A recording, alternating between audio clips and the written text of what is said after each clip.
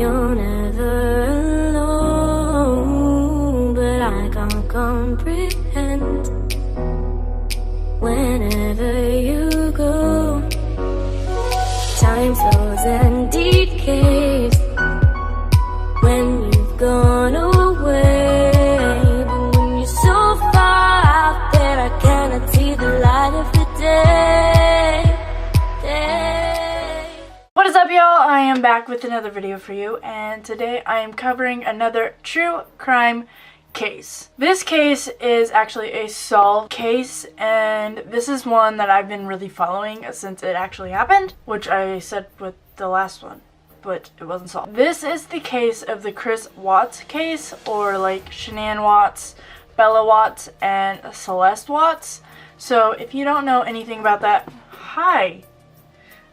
My cat just jumped up. Hey, I'm filming. Do you need attention right now? This is Chunky Monkey, aka Oreo.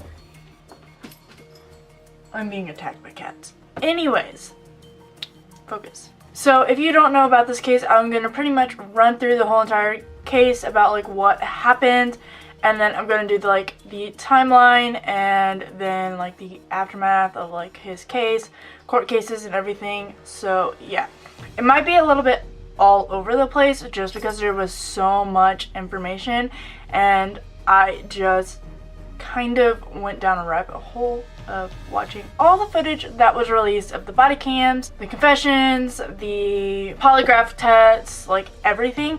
I pretty much kept watching it non-stop.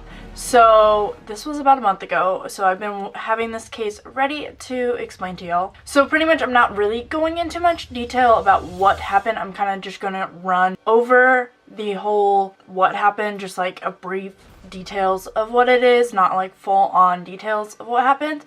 That makes sense, just because there are so many videos out there already about what happened, and since just like in the past month the aftermath and it's been settled has happened, I wanted to explain more of that instead, if that makes sense. So also going into my like rabbit hole thing, there's so many little details that are in this case that I will not be able to cover every little detail. So definitely just research on YouTube of the Chris Watts case, and you can go down that rabbit hole yourself and figure out all those little details. But I'm just pretty much covering all the like the bigger significant details that I believe are more important than the little details.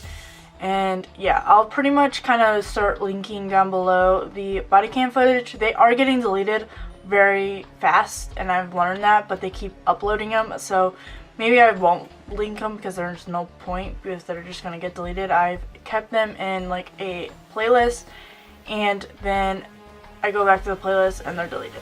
So I might just not really link them because they just get deleted anyways, and it's just kind of pointless. There also is like a 10-hour long investigation that you can research, so obviously that's a little detail thing I won't go into, but a lot of it is him just sitting in the room, and everybody's mentioning the clock ticking, which is kind of crazy. It's kind of like, to me it doesn't bother me, it doesn't like, but I'm also not guilty of anything, so if you're guilty of something that might bother you. So going on with everything linked down below, I will link all the articles and stuff that I got, but most of them is on YouTube, so I don't really know how much is gonna be there as I link it. If it got deleted, I didn't link it for that reason, because it's deleted, so there's nothing to link. So yeah, we are just going to go into start out describing the family and talking about the family. Chris Watts was 33, and personally I thought he was a lot older because he had a lot of gray hair. He looked 40 to me, or like 40 to 50 depending on your genetics, because you can get gray hairs earlier than that. But he looked a lot older than 33, but yes, he is 33 years old. Then Shannon Watts was 34 years old. She was 15 weeks pregnant at the time she was killed with a baby boy, and she expressed to some friends that she wanted to name him Nico. I'm not positive if she knew he was a boy, or like if the baby was a boy that she wanted to name him Nico, because the week she was killed, this is kind of a lot jumbled, I'm gonna say, she was gonna have a gender reveal party and everything. Going on with that, text messages were released as well, so you can look on that. So she was explaining during that time that she was not wanting to do the gender reveal party. Bella Watts was 4 years old and her birthday was December 17th. That just happened. And then Shannon Watts' birthday was actually today of the day I'm filming this, which is the 16th of January. Yeah, it is the 16th. I had to check that. Then Celeste Watts' birthday was in July, and I didn't get the exact date, but hers was July, and she was 3 years old at the time she was killed. So Chris Watts and Shannon met on Facebook by a mutual friend that at first Chris Watts did send her a friend request, and she denied the first friend request. And on the second one, she explained in a live that she just decided to accept that friend request the second time just because she didn't think anything would come of it, and that it's just Facebook. They won't probably ever meet in person, so she just accepted that friend request. Also, mentioning this, a lot of people like to keep this in their back of their mind. She was in a bad place when they first met. A lot of guys like to take advantage, I'm not just saying guys, but a lot of people like to take advantage of someone that is in a lower place because they can be more controlling of someone that's in a lower place. As time got on, she got out of that bad place. She figured out that she was diagnosed with lupus at the time they met, so she was learning how to deal with all of that. And personally, I know how hard it is to deal with a illness like something like that, where you have to learn to control your body and just take medicine all the time, just learning yourself, and it just kind of takes a toll on you mentally, physically, and just in general. Chris and Shannon were married on November 3rd, 2012. Shannon was also married prior to this marriage. It was a not healthy relationship, and also that contributed to her not being in a good place when they met. So that just pretty much she described as taking a big toll on her emotionally. So when Chris came along, she looked at this as really like a good relationship. In 2013, they ended up buying a 5-bedroom house in Frederick, Colorado. This was a brand new house, but in 2015, they declared bankruptcy, and I'm gonna read it off my computer, and they declared bankruptcy for $449,000 with only $864 in the bank. Chris worked at an oil company by the name of Anadarko. I don't know if I'm saying that right. Petroleum. And then Shannon Watts ended up working at home with an MLM company, which is short for a multi-level marketing company for Level, and that is also known as Thrive. And if you guys want to know a lot about the truth about MLM companies and like my thoughts on them, because I'm always asked about them, let me know in the comments below. Then I can do a video on that and talking about that, but that's not part of this case. It has anything to do with this case. It's just something I have a lot of opinions about. So yeah, if you guys want to know anything about that, let me know in the comments below. So Shannon was known to live on social media a lot of her life and always having her phone around her. Keep that in mind, she always was on her phone. She was always doing Facebook lives, updating everybody about her life, what's going on, her talking about her family. So a lot of those lives were publicly put on YouTube, so you can also watch a lot of that on YouTube if you want to just watch her behavior and Chris's behavior behind the screen. So when she was doing all these Facebook lives and talking about how great of a guy Chris was, I noticed this always being a thing people do of announcing like how great of their significant other is and how much they love them and all that stuff when something is going wrong.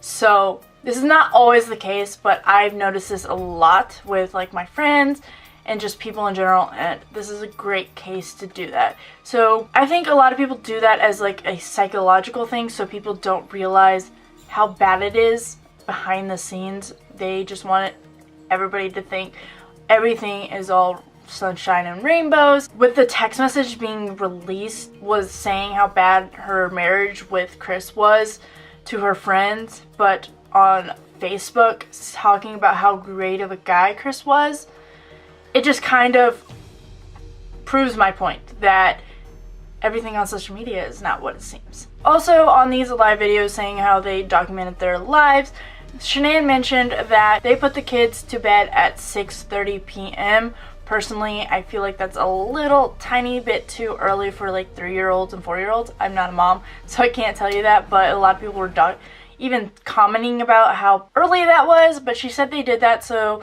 Chris and her could have some me time together, like either if they're just spending time together, just talking, drinking together, doing anything, watching TV, just spending time together. That's what that time was for, and that's why they went to bed really early. Before Chris ended up killing his family, they were expressing on text messages how they were having issues with his family and how nothing was going right with Chris's family, and it was kind of taking a toll on their marriage in a whole. Shannon would always vent to friends on text messages about how their marriage was falling apart, and he didn't want to go to counseling because he just was not really into going to counseling. He just didn't think there was a reason to.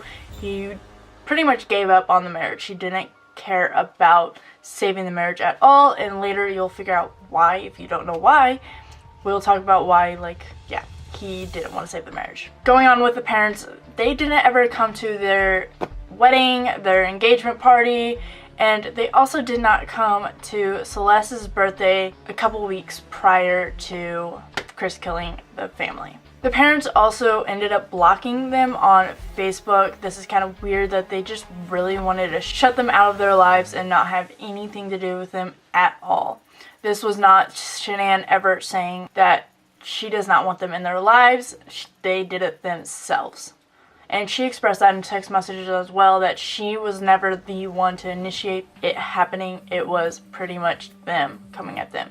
She also explained about when Celeste was in their care that she had a nut allergy and almost died in their care because I guess they didn't know how to do it or didn't care. I don't want to say really why this happened, like why she almost died from it. Like, was it on purpose? Was it not? Was it an accident? Like, I wasn't there, obviously, so I can't say why. But Celeste does have an EpiPen, so I don't know how well they work. I know they work, but maybe it was just over the top. I don't know. Never really was full detail about this situation. And like I said before, they just really were shutting them out of their lives, and they didn't show up to Celeste's birthday. Right after this happened, they all of a sudden wanted to go back into their lives. So Celeste's birthday was July 17th, and the attack happened on August 13th. So it really wasn't a month apart of all this going on. So I'm going to start talking about the timeline and how everything went down. On Wednesday, August 8th, Shannon left for her trip to Arizona. This was just a trip with her company and a couple of her co-workers, so it wasn't just one big trip, it was just for the weekend. On Thursday, August 9th, Chris sent a picture of a doll to her that was covered in a sheet. Shannon replied and said, "I don't know what to think of this." I mean, what would you think of it? Your husband just sent you a picture of a doll with a sheet over it, like a dead body. On Friday, August 10th, Chris told Troy McCoy, a co-worker of his, that he would go to the particular site that he ended up dumping the bodies at. So this seemed to be more planned than spontaneous. So we're gonna start talking about the day everything pretty much went down, and that was Monday, August 13th. At 1:48 a.m., security cameras from a neighbor's house showed that Nicole was dropping off Shannon at her house after the trip from Arizona. Between 4 a.m. to 5 a.m., Chris claims to have woken up and had an emotional conversation with Nicole about separation and selling the house. So this is just like my theory on all this. This is nothing that is like fact or anything, but I think that's just kind of a weird time to have a conversation with your wife about separation and everything, because she just got home 2 to 3 hours prior, so she's already tired, exhausted. If you did that to me, I would be angry. I had a conversation with my ex at one point. We were tired and it was not a good conversation. It was not even like about anything like bad. It was just like it ended up being bad because we were tired. So having a conversation with someone that early with no sleep is a bad idea. Don't do that. I'm just saying, that just seems like very unlikely that actually was what happened. But they probably did, and he knew that was a good time to do that because she would be angry and tired and exhausted. Then he claims that he went downstairs and worked out and got ready for work, and then he heard something upstairs but didn't think anything of it, and it was Shannon killing the kids. He then went upstairs to talk to her again about everything, and she wasn't in the room, and looked on the baby monitor that was on the nightstand next to their bed and saw Bella's lifeless body on her bed. Then it panned over to Celeste's room. He saw Shannon on top of Celeste, and Shannon was pretty much choking and killing Celeste. So he went in there, and one swift motion, he took Shannon off Celeste and did the exact same thing out of anger. At 5:27 a.m., he was caught loading his truck with the bodies of the 3 girls, of Shannon, Celeste, and Bella. He would tell police that he was just loading his tools and everything he needed for that day. But this went on for kind of a long time, just to be loading some tools in his truck. But you can also see him actually dragging the bodies into the backseat of his truck. At 8:30 a.m., Chris called the school to inform that the kids would no longer attend that school because they would be moving. But we all know the real reason why he did that. At 10 a.m., Shannon missed her doctor appointment, and apparently Chris didn't know about this doctor appointment. This was due to her not feeling well on the trip, but she wasn't feeling well pretty much because she was having so much anxiety and about the relationship and everything. And no, like me, I did the same thing. I don't feel good after like bad things going on in a relationship. That's just how I am. Her friends still wanted her to see a doctor just in case it was anything else because she was pregnant. At 12:10 p.m., Shannon's friend Nicole, who dropped her off, didn't receive a text message from Shannon like she usually does in that morning, so she decided to go to the house and see what was up and see if she was there. She noticed that the car was still in the garage and that the car seats were still in the car as well. Celeste and Bella were still in car seats, so they couldn't really go anywhere without car seats. She started knocking on the door and yelling for her. She couldn't get into the house even though she knew the code because they had a latch inside. So you know how like you're in hotels and they have that latch, that security latch?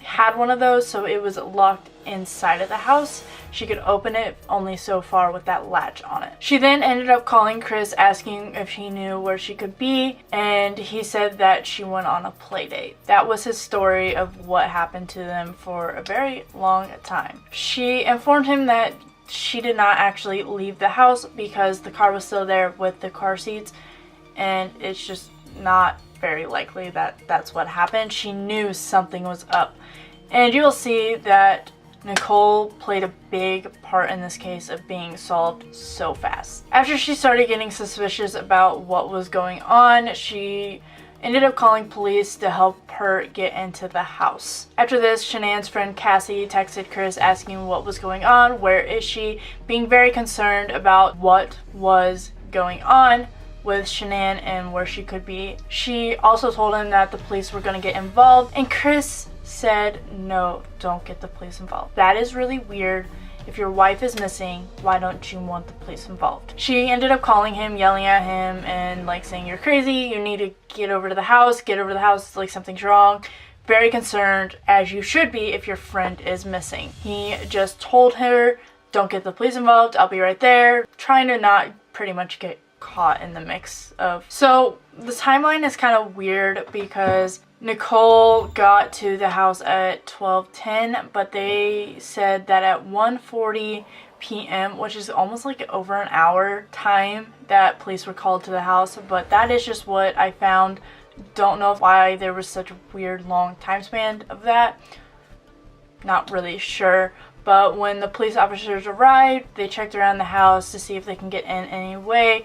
So they started scanning around, seeing what they could do to get in, checking inside the windows to see if they can see anybody inside, yelling in the house just to try to get in. Then finally, Chris arrives to the house. In the footage, it's kind of weird to see he's already dumped the bodies at this point. Like, he knows what happened. He knows everything that went down. And he's talking to everybody like, oh, my family's missing. But no, he just showed up right after dumping the bodies. It's just kind of crazy to me that that was a thing. Like, I kept watching the footage and I'm like, he just dumped the bodies. He literally just dumped the bodies. It was mind-blowing to me.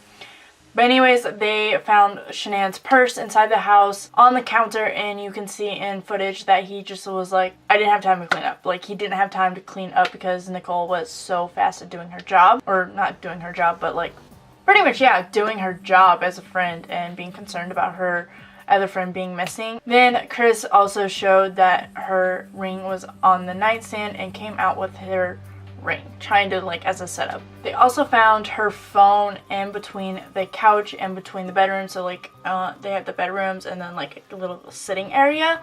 So they found her phone in between the couches. So keep in mind, like, she was always on her phone. Kind of was weird to them. Chris mentioned that Shannon's phone was her lifeline and that she would not leave anywhere without it. Also, in the footage, he was constantly on his phone. Constantly laughing at his phone.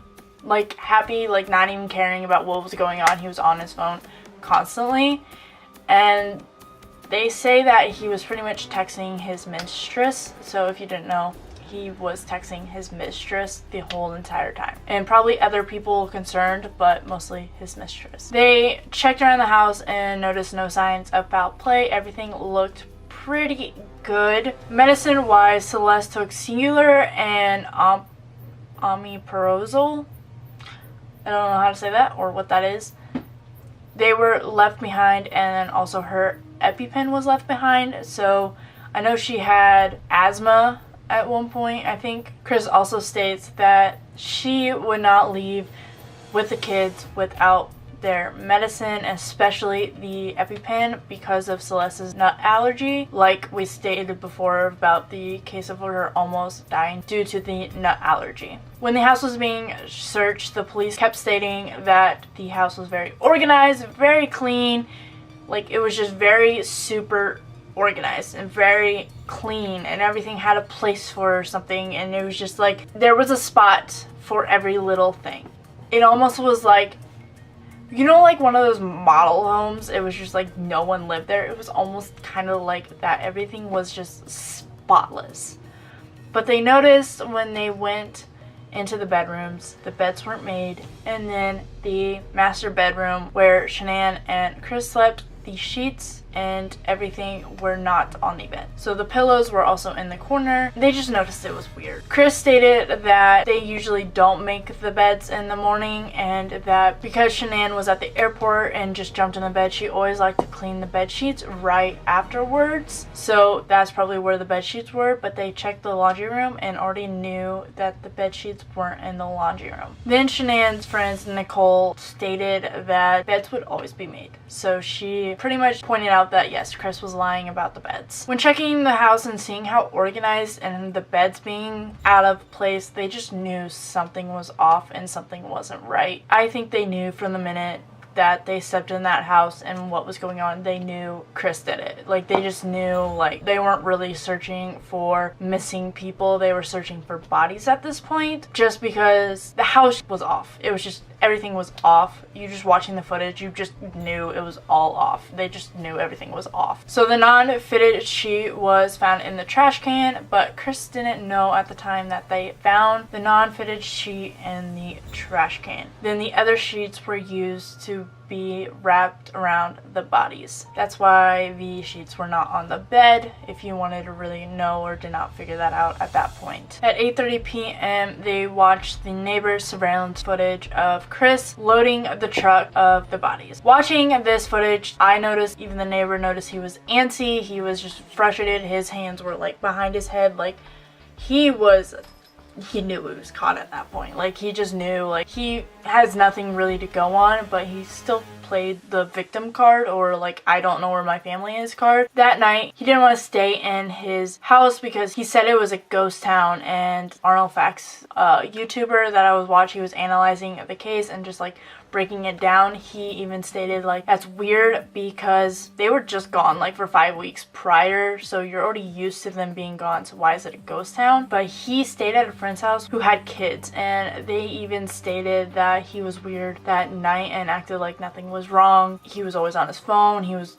eating, like he was just not acting like anything was wrong. So they just thought something was weird, but that's his friend. That's their friend. They don't want to think they're housing a killer. They want to think the best of this guy, and little did they know what they were feeling was right. So on Tuesday, August 14th at 7 a.m., Frederick police requested assistance from the FBI and the Colorado Bureau of Investigations to help search for Shannon, Celeste, and Bella. They ended up listing them as missing and endangered. Later that afternoon, Chris made a TV appearance. That's the famous TV appearance that everybody knows and has seen, with KUSA TV pleading for the safe return of his family. In this interview, it's kind of weird that he keeps laughing and smiling throughout the whole entire interview, and he's biting his lip, like trying to hold back a smile, trying to hold back his laughter.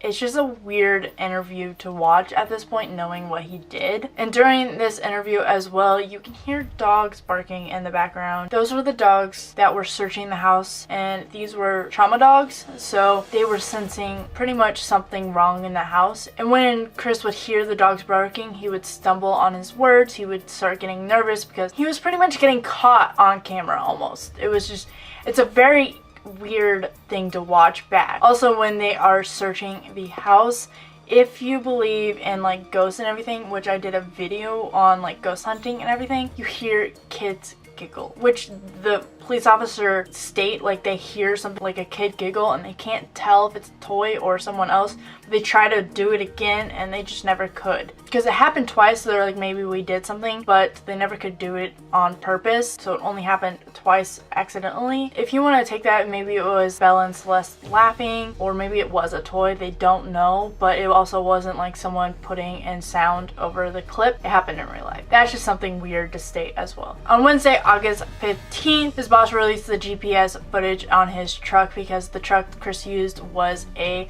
work truck. It wasn't his personal truck, and this tracked everywhere he goes. He could only use this for work and like going to work and back, unless like kids had a game or he had to go to groceries, like little things like that he had to like go straight from work. But pretty much no one outside of work got in this truck that his boss knew of. At 4:15 p.m., drones ended up searching where they believed the bodies were, and they noticed that there was fresh gravel on site, and that's where they believed that someone could have been buried. They ended up finding red sheets that matched the pillows back to the house where the missing sheets were. So that evening, Chris took his polygraph test, and of course he failed it. That is something that they don't use in court. Anything can throw it off, but kind of accurate at the same time. So if you really want to do more research on polygraph tests, go ahead, but I'm not going to explain them very much. It pretty much tells you if you lie about something or if you're telling the truth about something, and in doing that, they will make you lie on purpose to figure out what your levels are when you lie and when you say the truth.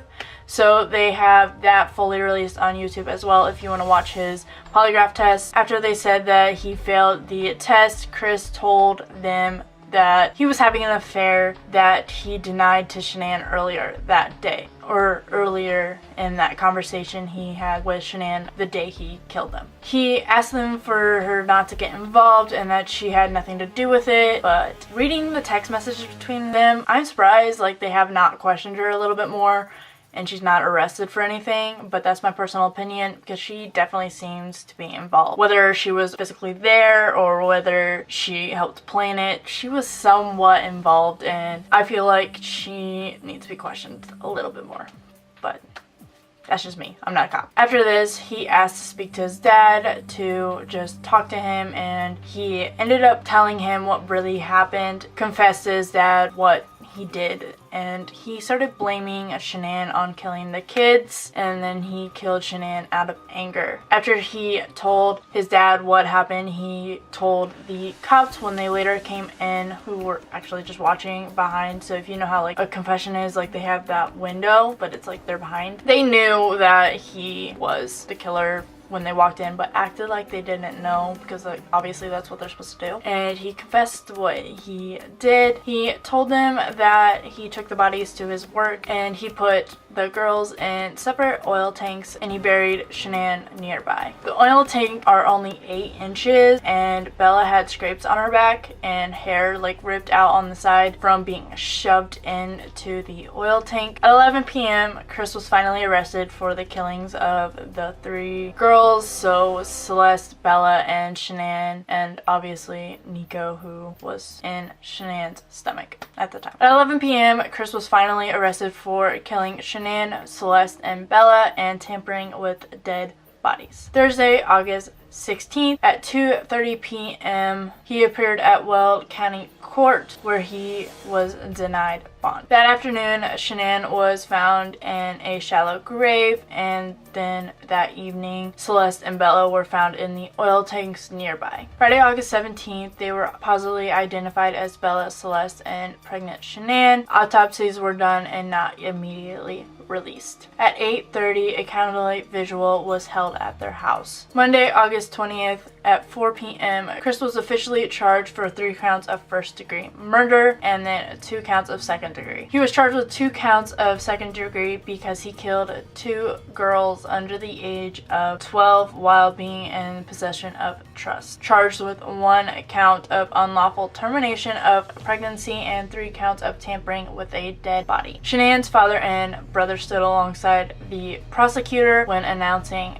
the charges. On Tuesday, August 21st at 10 a.m., Chris appeared in court to be formally advised of the charges against him. On Sunday, August 25th, an obituary was posted and it announced that they were having a baby boy and he was going to be named Nico Lee. Family asked, instead of sending flowers, that they would donate to the Lupus Foundation, which, like I stated earlier, that Shannon had. On Wednesday, August 29th, there was claims that a man was having an affair with Chris earlier that year, and he announced this to the HLN show Crime and Justice, and he said this was a 10-month relationship with Chris. This man later came forward saying he was Trent Bolt, and he said it ended in April. So these were all claims. This has never been formally said it was true, so I don't know if that was true or not. I just wanted to mention that that was possibly happening. On Saturday, September 1st, hundreds of people gathered around to pay their respect for Celeste and Bella and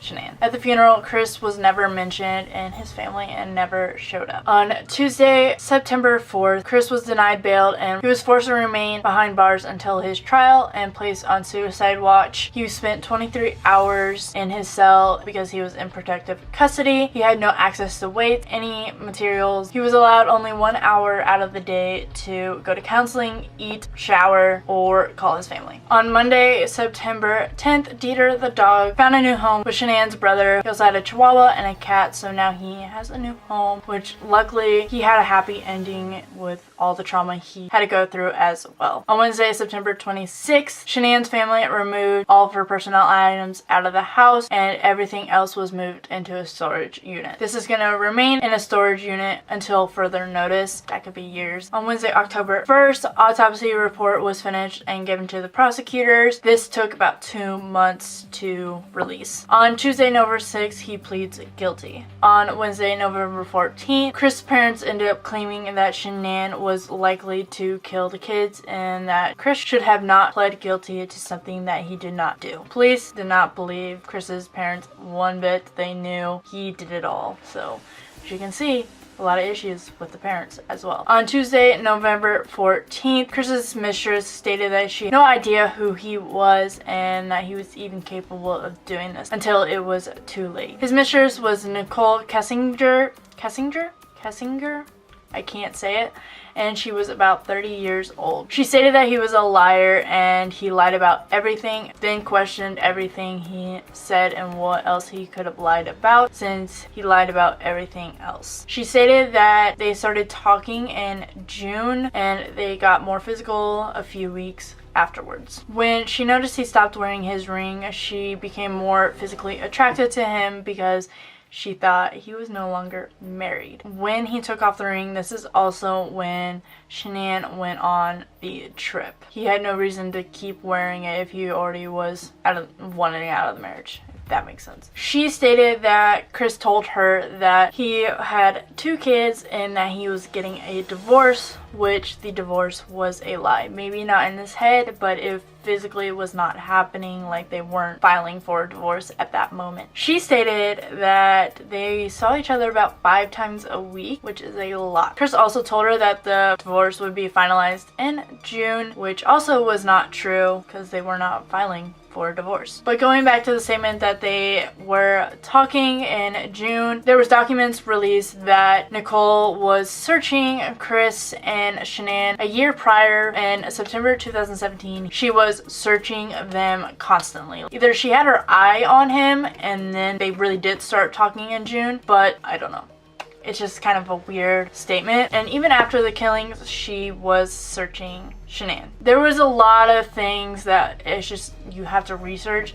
It's just so much that I'm already needing to probably put this in 2 parts, that it's just so much information that you just need to kind of research on your own if you really care about the little details of what she searched. Like, she was searching for a wedding dress, like marrying your mistress, like all those little weird things.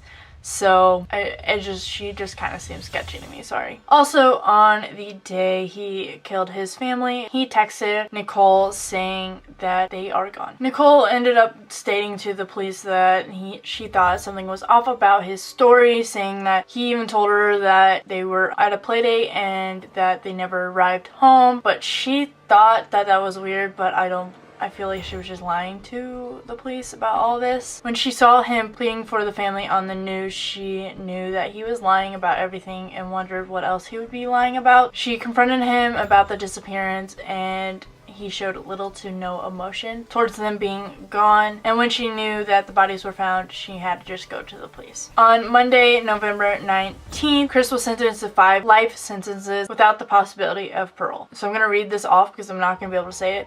Jude Marcelo Kopkow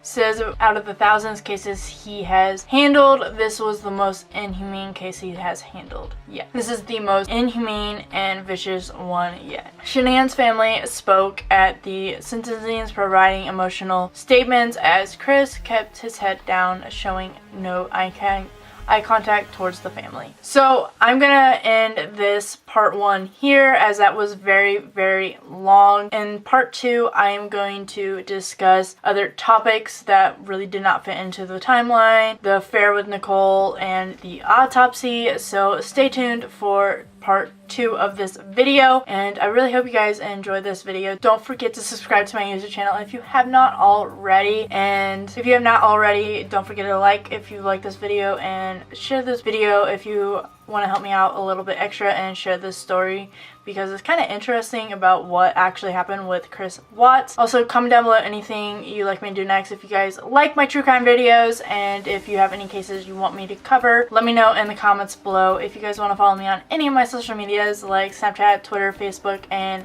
Instagram, they'll all be linked down below as well, and that will be where I update you guys if something is up, like if I'm not posting that day, if I'm not posting that week, or anything on those lines. But other than that, I hope to see y'all in my next video. Bye! Get ahead, find out where you go, but all I find instead is a nest that's already been flown. I know you won't stray, no one must just wait. But when you're so far out there, I cannot see the light of the day.